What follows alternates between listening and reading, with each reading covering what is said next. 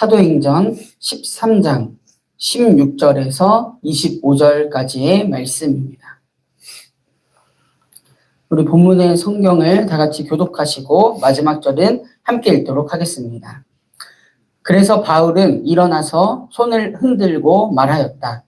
이스라엘 동포 여러분, 그리고 하나님을 두려워하는 사람들이여, 내 말을 들으십시오. 이 백성 이스라엘의 하나님께서 우리 조상들을 택하셨습니다. 이 백성이 이집트 땅에서 나그네 생활을 하는 동안에 이 백성을 높여주시고 권능의 팔로 그들을 거기에서 인도하여 내셨습니다. 광야에서는 40년 동안 그들에 대하여 참아주시고 땅의 일곱 족속을 멸하셔서 그 땅을 그들에게 유업으로 주시고 약 450년 동안 차지하게 하셨습니다. 그 뒤에 예언자 사무엘 시대에 이르기까지는 사사들을 보내주시고 그 뒤에 그들이 왕을 요구하기에 하나님께서는 베냐민 지파 사람 기스의 아들 사울을 그들에게 왕으로 주셔서 40년 동안 그를 왕으로 섬기게 하셨습니다. 그 다음에 하나님께서는 사울을 물리치시고서 다윗을 그들의 왕으로 세우시고 증언하여 말씀하시기를 내가 이새의 아들 다윗을 찾아냈으니 그는 내 마음에 드는 사람이다. 그가 내 뜻을 다 행할 것이다 하셨습니다. 하나님은 약속하신 대로 다윗의 손 가운데서 구주를 세워 이스라엘에게 보내셨으니 그가 곧 예수입니다. 그가 오시기 전에 요한이 먼저 회개의 세례를 모든 이스라엘 백성에게 선포하였습니다. 요한이 자기의 달려갈 길을 거의 다 갔을 때에 말하기를 여러분은 나를 누구로 생각하십니까? 나는 그리스도가 아닙니다.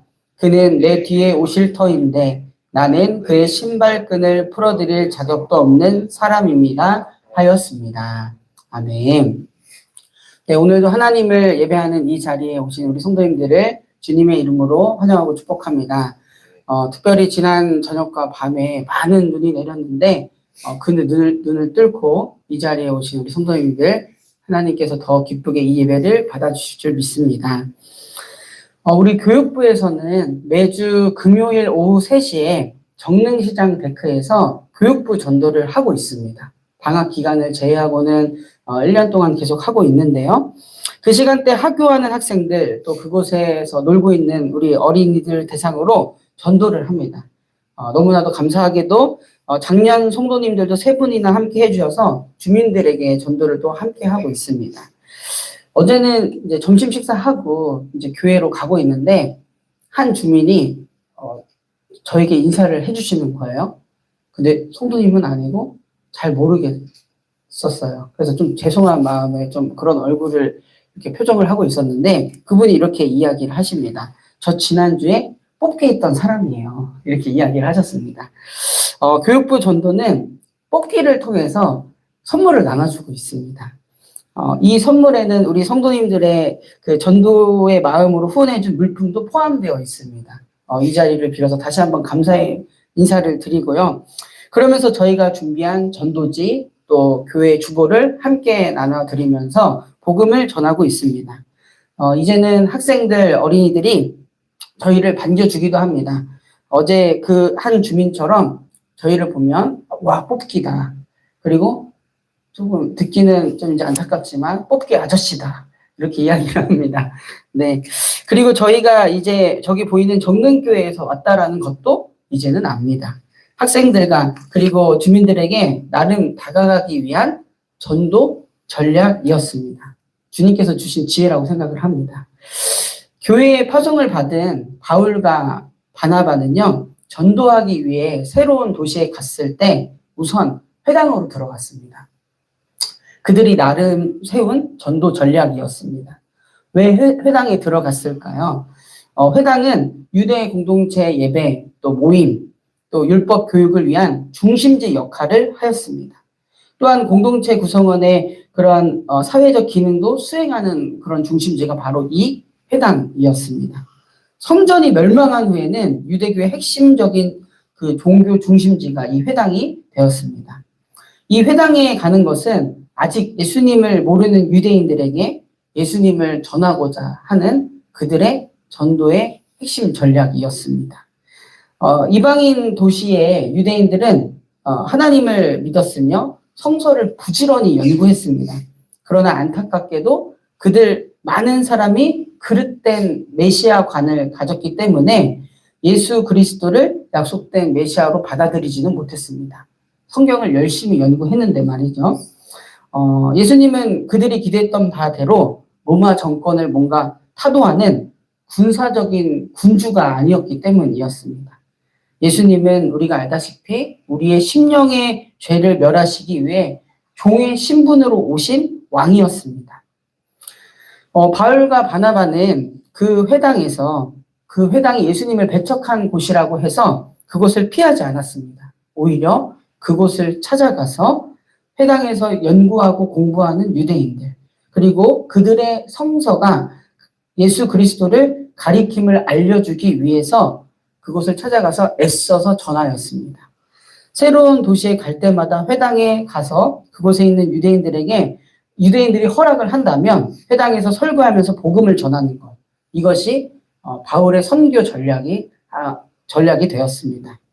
오늘 본문은 바울이 비시디아 안디옥에서 행한 설교이자 사도행전에 기록된 최초의 회당 설교를 기록하고 있습니다. 이것은 바울이 회당에서 유대인과 또 하나님을 경외하는 이방인들에게 전하는 메시지를 잘 말해주고 있는데요. 오늘 이 본문을 포함한 그 뒤에 내용들이 이 바울이 전하고 또 어떤 반응을 보였는지 유대인들이 그 패턴을 보여주고 있는데요. 이게 사도행전에서 되게 반복이 됩니다. 처음에 유대인들은 관심을 보이다가 나중에는 뭔가 시기하여 그 복음의 메시지를 거부합니다. 그리고 그 결과 바울은 그곳을 떠나게 되죠.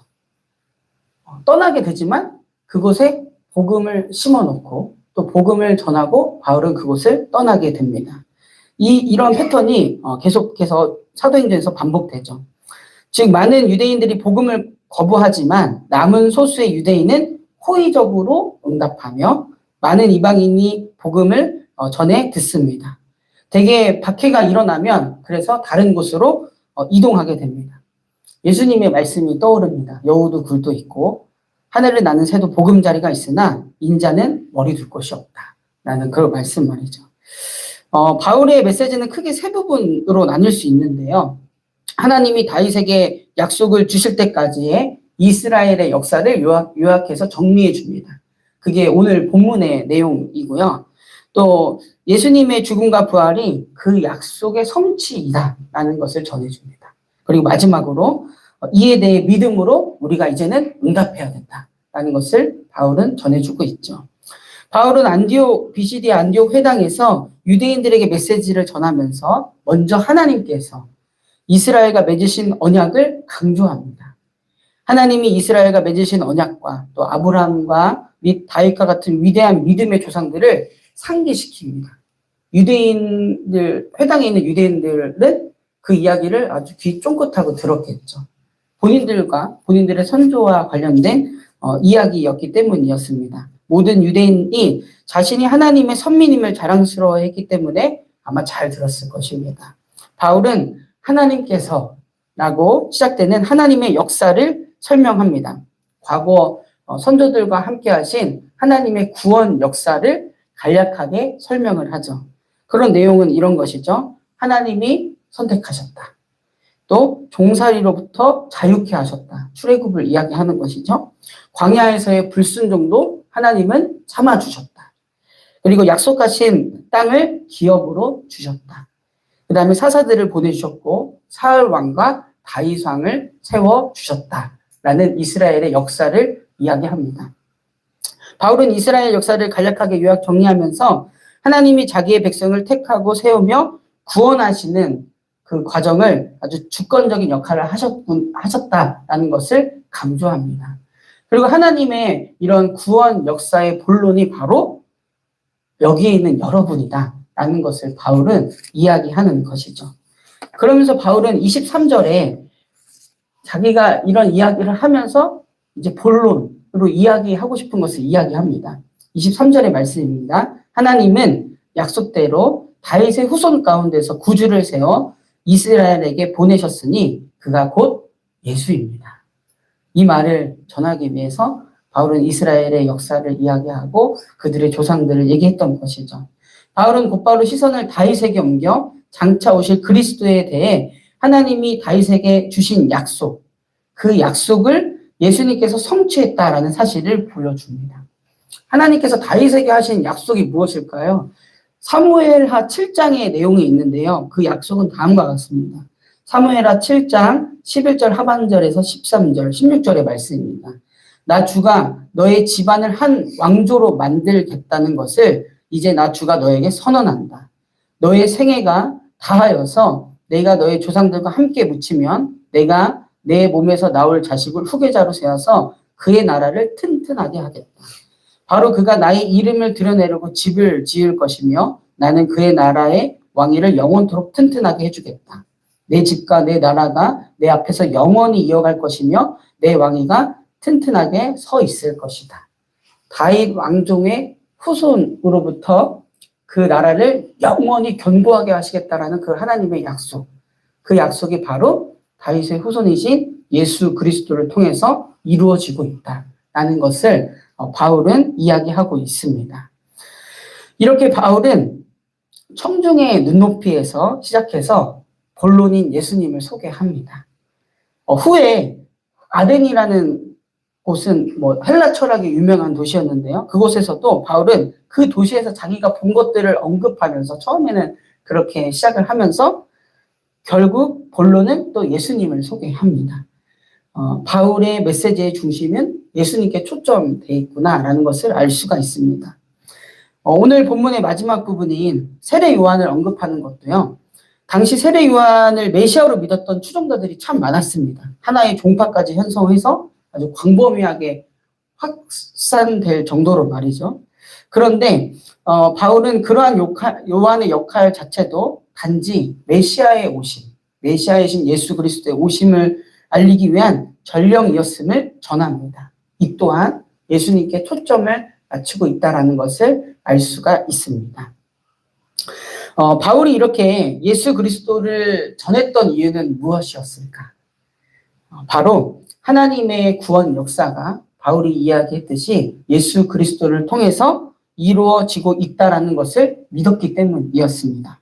그리고 그러한 예수 그리스도를 통한 하나님의 구원 역사에는 자신 또한 포함되었다라는 것을, 그러한 은혜를 입었다라는 것을 바울은 믿었기 때문이었습니다. 은혜 받을 자격이 없었지만 은혜 받은 자로서 바울은 그 복음의 소식을 전하며 살았던 것입니다. 바울이 그래서 전한 것은 정말 단순했습니다. 하나님께서는 우리 민족을 구원하시기 위해서 여러 신실한 모습을 보여주셨다. 우리의 역사를 보면 말이다라고 하면서, 그리고 지금은 예수 그리스도를 통해서 그 구원을 이루신다. 나는 그 은혜를 받았다. 그리고 너희 또한 그 은혜, 예수 그리스도를 통한 하나님의 구원 역사에 포함된 하나님의 백성이다. 라는 것을 바울은 전했던 것입니다. 분명하게 말하는 것은 그런 하나님의 구원의 역사가, 예수 그리스도를 통한 구원의 역사가 오늘 이 자리에 있는 사랑하는 성도님들에게도 있다라는 것입니다. 그래서 우리는 알아야 합니다. 우리에게 있던 그런 예수 그리스도를 통한 구원의 역사가 우리의 가족, 우리의 이웃에게도 있다라는 사실을 꼭 알아야 할 것입니다. 그게 바로 하나님의 또 전도 전략입니다. 오늘도 하나님의 구원의 역사를 그 은혜 안에 있는 여러분을 통해서 전하시고 확장하시기를 원하신다라는 것이죠. 사랑하는 성도님들, 여러분이 있는 그 자리에서 하나님이 주신 은혜를, 우리에게 있는 그 무엇과도 바꿀 수 없는 복된 소식인 예수 그리스도를 전하시기를 바랍니다. 하나님이 그 놀라운 구원의 역사를 이룬 것, 그 본론에는 바로 우리가 있습니다. 그런 것처럼 여러분의 삶의 본론이 하나님의 은혜와 또 예수 그리스도를 전하는 복된 삶이 되기를 축복합니다. 그러면 우리를 통해서 하나님의 나라가 확장될 줄로 믿습니다. 제가 기도하고 말씀 마치도록 하겠습니다. 사랑하는 주님, 지난 저녁부터 눈이 많이 내렸지만 그것을 뚫고 이 자리에 하나님을 예배하기 위해 온 성도들을 기억하여 주시고 이들을 받아주시옵소서. 이 세상을 향한 하나님의 구원 역사가 오늘 나에게도 있음을 알게 하시며 오늘 우리를 통해서 지금도 이루어지고 있음을 알게 하시니 감사합니다.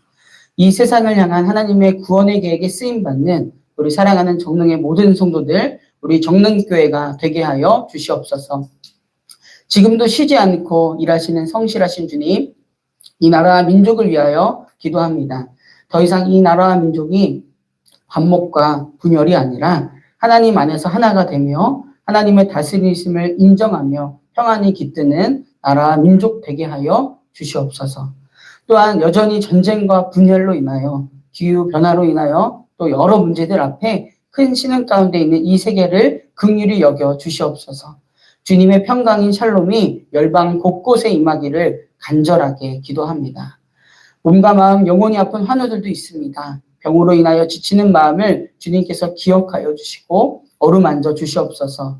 함께하는 가족 또한 기억하여 주시옵시고 주님의 사랑과 힘을 더하여 주시옵소서.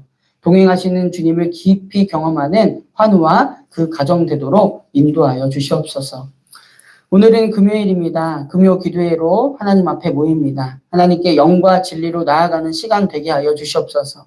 말씀을 통하여 우리를 새롭게 하실 하나님을 기대하게 하시고 또 기도와 찬양을 통하여서 주님과 더욱 친밀한 영적인 교제를 나누는 시간 되도록 인도하여 주시옵소서. 이 시간 하나님 앞에 각자의 기도의 제목을 가지고 나온 성도들 있습니다. 기도를 통하여 하나님 뜻 알게 하시고 그 뜻에 따라 살아가는 한날 되도록 인도하여 주시옵소서. 이 모든 말씀 우리의 길이요 진리요 생명이신 우리 구주 예수 그리스도의 이름으로 간절히 기도드립니다. 아멘. 하늘에 계신 우리 아버지여, 이름이 거룩히 여김을 받으시오며 나라가 임하시오며 뜻이 하늘에서 이루어진 것 같이 땅에서도 이루어지이다.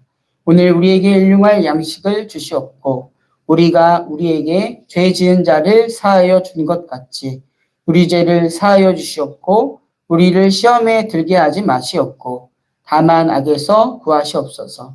나라와 권세와 영광이 아버지께 영원히 있사옵나이다. 아멘.